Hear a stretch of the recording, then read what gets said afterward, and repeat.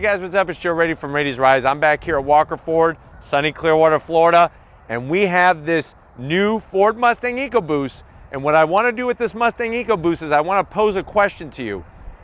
If you have under $30,000 burning a hole in your pocket and you want to get a new car, brand new car that has some performance intentions, is this the best bang for the buck, the best performance value for less than $30,000? But let's talk a little bit about Mustang history. Mustang's been around since 1964 and a half, really changed the auto industry when it was unveiled.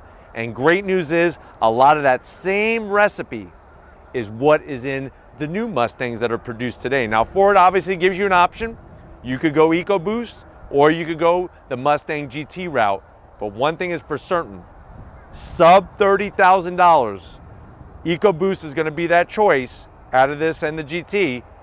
But should you go EcoBoost over some of the other big players at this performance price point? Honda Civic Si, Veloster N, the Hyundai Veloster N, Camaro with the 4-cylinder turbo.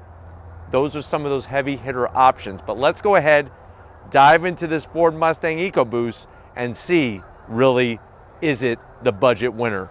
Right off the bat, you have the distinct lines of that Mustang. You could be covering one eye and squinting in the other. You still know this is a Mustang. I love the color Velocity Blue on this particular EcoBoost. Really, I think fits the fun performance factor so very well. We're still no refresh that has been done since 2018. Still working the same headlight design, same with the lower section, all based off of, believe it or not, Darth Vader's helmet. I know that may not sound like a real story, but the designers actually looked at Darth Vader's helmet when designing the lower corners of the front fascia. But you actually have these areas that are going to help channel air just for aerodynamics. The side air curtains here.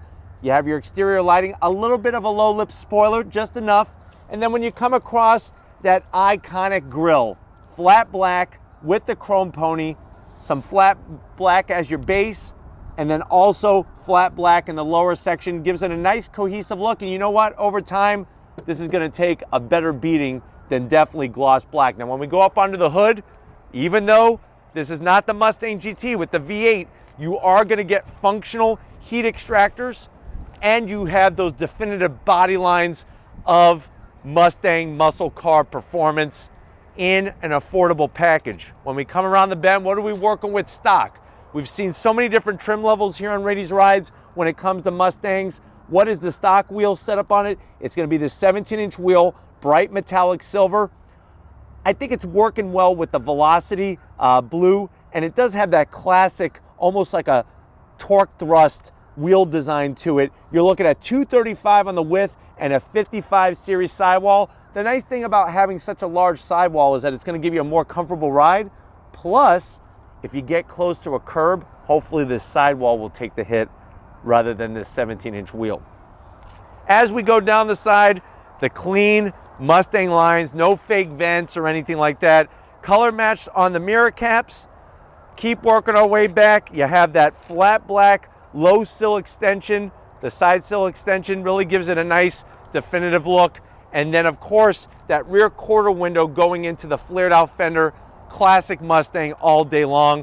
When we get to the back, it's actually kind of nice to see a Mustang EcoBoost in its base form. No trunk lid spoiler. The trunk has a nice kick up to the back. You got your tri-bar taillights, a little bit of gloss black with the chrome pony, and then on your standard EcoBoost, without the performance exhaust option, you have one exhaust outlet on both sides. They are functional, nice slash cut tip, and I really still love the diffuser area compared to before the refresh. But why don't we go ahead, let's pop the hood and see what kind of performance numbers we're talking about. All right, guys, we got the hood popped. Performance-wise, what are we talking about? That's that 2.3 liter EcoBoost engine. This is really where the Mustang is going to win when it comes to high horsepower numbers over the competitors. You're looking at 310 horsepower, 350 pound-feet of torque. You have your choice. You can get a 6-speed manual or the 10-speed automatic. The great news is is that this one has the 6-speed manual. It weighs around 3,532 pounds, 0 to 60 in 5.2 seconds. If you know how to dance with those twinkle toes, 5.2 seconds, quarter mile in 13.9.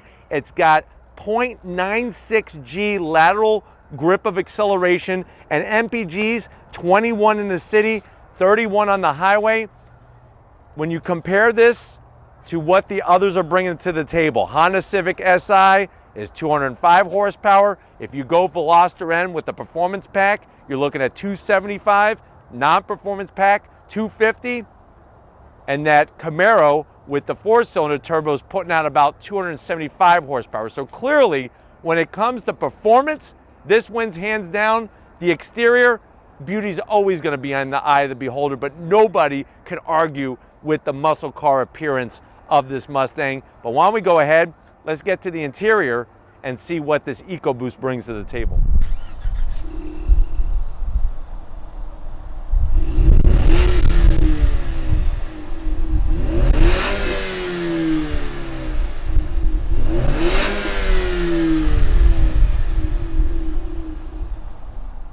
All right, guys, we're behind the wheel of the Ford Mustang EcoBoost. I know you're at that point where you're saying, well, Joe, you've been comparing this to other cars.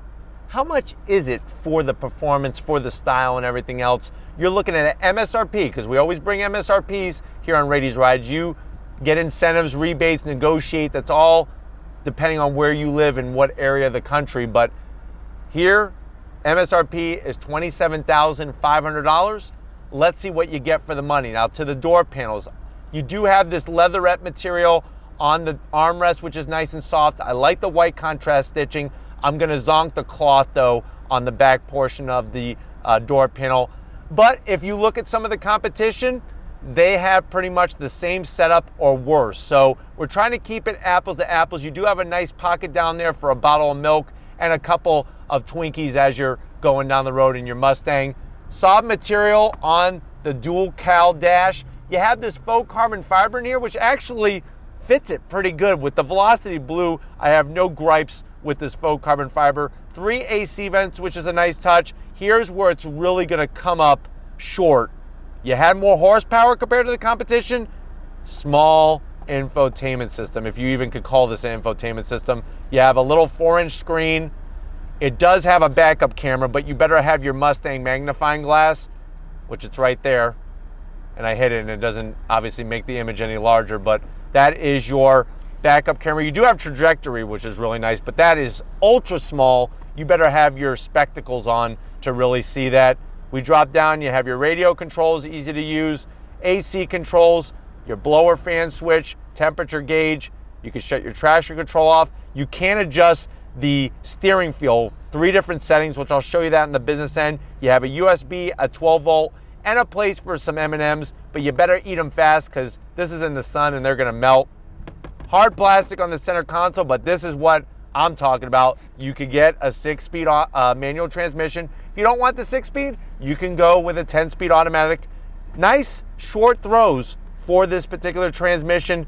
Crisp engagement, 2 cup holders. Of course, if you have a Mustang, you gotta have your Mustang key fob.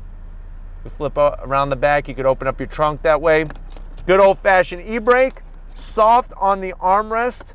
Lift it up, you got another USB and a 12 volt. So connectivity pretty good at this price point. You could probably get about 4 Twinkies in there if you lay them horizontally. Seats, they're cloth, but they look good. I like the Mustang name in there, the stitch work, and they're ultra soft. Manual, bottom and back. The great news in the Mustang is that you have a lot of room in here, even though some of the competition, i.e. Camaro, it's tighter, great visibility, lots of headroom. Come on over to the business end. I want to show you behind the wheel of this Mustang EcoBoost. All right, guys, driver's side, the business end of things. You have your manual controls. They're easy to use. I do like the amount of bolstering, and they really hold me in nicely without squeezing me. I'm 6 feet tall, nice and soft. Steering wheel, it has a classic look to it except for the pony. I don't like the new style Mustang. I wish they would go back to the older style. Buttons are nice and flat black, easy to get to, and I like the tri-bar setup here on the steering wheel. Instrumentation is great. I love the analog tach, analog speedometer. You have that digital display in the center, which you could go through a ton of different gauges, which is really, really great. Or if you don't want the gauges, then you could go into other things like your fuel range. You got track apps, and like I said, you have 3 different settings for the steering. Why don't we go ahead though? You're seeing what you're getting on the inside of the cabin. Let's check out the trunk and see how much room this Mustang EcoBoost has. All right, guys, time to check out the trunk. I think this is one area where, once again, the Camaro, the Mustang beats it big time. Real nice opening, lots of trunk space, especially when you compare it to cars like the Civic Si and the Veloster N. You definitely have more cubic feet of space. Those seats can fold down and you can get larger items in and out. But why don't we get to the best part? We're talking about performance, we're talking about budget. If you're ready, I'm ready. Let's take this Mustang EcoBoost for a spin. All right, guys, we're leaving Walker Ford. We're in the Mustang EcoBoost. Remember, we're talking about that value for under $30,000. Right away, the thing that I'm loving so far are the seats. Seats are extremely comfortable, and visibility out the front is great because you're gonna see that nice long Mustang hood. Looking out the back, you got great visibility. The one thing that's a downside and a zonk is gonna be the side mirrors are ultra small. Now the good news is they look great on the outside, but when you're trying to actually use them, they're a little on the smaller side, even compared to some of the smaller cars that we're comparing this Mustang EcoBoost against. In the cabin, I do like the way there's a lot of flat black. That's gonna cut down on the glare. The one thing that I just keep looking at, and I don't wanna look at it anymore, is that very, very small screen. So that is the one place where, at this price point, that's where they cut a corner to try to keep it lower in that price point. If you look at some of the competitors, especially the Civic Si, you're gonna have a pretty nice operating infotainment system. But for comfort is great. The manual, the shifter lever is the proper height. It's not too high, it's not too short. One thing that I know I like right off the bat compared to the Civic Si is there's no rev hang in this Mustang EcoBoost. There's none in the Veloster N either, which of course would be another competitor, plus the Camaro with the 4-banger turbo engine. But here we go, let's check out acceleration, second gear. Nice smooth power delivery. That 2.3 liter is gonna surprise you because the way that they have it tuned is a little different than when the engine was in the RS, because that 2.3 liter EcoBoost was originally in the RS. In here, we're pumping out 310 horsepower compared to the RS, we were pumping out 350 horsepower. But the great news is you get the same amount of torque. So that's the nice thing with this setup. And it comes in at a very nice low RPM and super smooth. If you haven't been in a Mustang since, say, the Fox body days, or even before that, say you were in a Mustang 2, which I feel sorry for you, but if you were in a Mustang 2, driving one of these EcoBoosts is gonna surprise you because of the amount of power that they have compared to what we were working with back during that time period. All right, guys, another nice thing about the setup in this Mustang EcoBoost is that the clutch is really great. It's got a nice progressive feel. It's not like an on-off switch. It's a little heavier than the Civic Si or the Camaro, but it's right on par with how the Veloster N feels when it comes to overall weight of the clutch pedal, the modulation and all that. But the good news is all of them that we're comparing this to have great pickup points, and that's important, especially if this is going to be, say, your first car or maybe your first manual transmission car. It's a great one to learn on, and you're not going to really wear out your left leg too much. But driving down the highway, super smooth. Like I promised you, those 55 series tires, because you have more sidewall, yeah, they may not look as sporty as some of the 19 and 20 inch wheels that are available, but it's definitely going to give you a nice ride as you're going down the highway, as we are here. So super smooth. And like I said, at the end of the day, Velocity Blue, I think, fits the personality of the car perfect. And everybody has a Mustang story, and you could be part of that whole Mustang heritage by going with the EcoBoost rather than the other competitors. All Alright guys, we're talking about performance. Time to turn up the wick. Enough driving around slow. So on throttle, second gear. Really good engagement from the transmission, and just, I don't know, when you drive a car with a manual, you just feel more involved in the act of driving. You feel like you're part of the car. But it's good news that you can go automatic as well. Obviously, if you go automatic, you're going to be adding at least an additional $1,200 to the price tag of the car. Civic Si, Veloster N, those only are available in manual. So that might be another deal breaker or deal maker for you, depending on if you want a manual transmission car. But third gear, let me go ahead, let's see how she handles. Third gear, on the brakes, downshift into second, real nice and smooth. Good feedback, even though this isn't a performance pack or anything like that. Rear wheel drive. As you can hear, I'm sure, from the GoPros, you're gonna have that little bit different sound. It does not sound like an import car or a tuner car. Now, you can go through a plethora of different exhaust options. Personally, I would probably spend the $800 and just have the active exhaust from the factory with this car, just to spruce it up a little bit. But we're trying to keep it, like I said, that well below $30,000 price point for sure. But here we go. Once again, good feedback. On throttle, a little bit of from the back.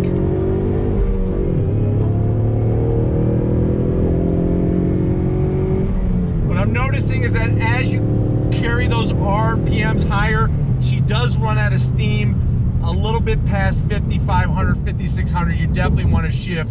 You can keep going towards red line, but you're running out of power there. So just one thing to be aware of when you're driving this EcoBoost, turning up the wick and whatnot. But let's go ahead and try out these brakes one more time.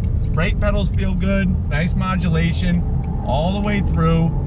You're gonna get a little bit more flex from the sidewall, but the great news is that you have the grip level because of the width of those front tires, which is nice because a lot of times, depending on what the asphalt is doing, whether it's wet or maybe a little slick from ice or whatnot, it'll actually give you a little bit more feedback to the wheel, having that extra give, rather than if you had a rubber band around the wheel, there's no flex there and you could lose traction just like that and not be ready for it. So that's the good news as well about having a thicker sidewall, is that it gives you a little bit more flexibility for feeling what the car is doing. But hopefully this gives you a nice overall feel of what the Mustang EcoBoost is about and the value that it's bringing for this particular price point. We're gonna go ahead, get back to Walker Ford and wrap this one up. So I'll see you in a split second. All right guys, it's been another magnificent Mustang Monday kind of day.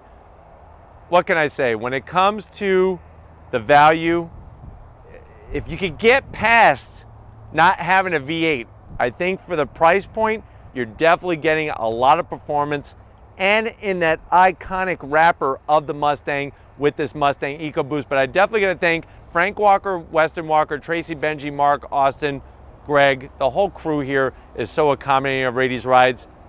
If you wanna keep seeing these reviews where I'm talking about, well, what is the best bang for the buck for different things when it comes to the cars that you want to buy, leave a comment in the comment section. If you're new and you're on the way out, hit your subscribe button. I promise you it's worthwhile coming back for more. If you are a subscriber, thank you for being part of the Rady's Rides family. If you want to help us keep making great content just for you on the channel, click the link in the description, get yourself some Rady's Rides merch. Got to give it out to Big Guns McGee. He loves Mustangs, he loves kids, he loves planet Earth. So thank you, Tom, for loving all that and loving Rady's Rides. And just like always, I'll see you on the next ride.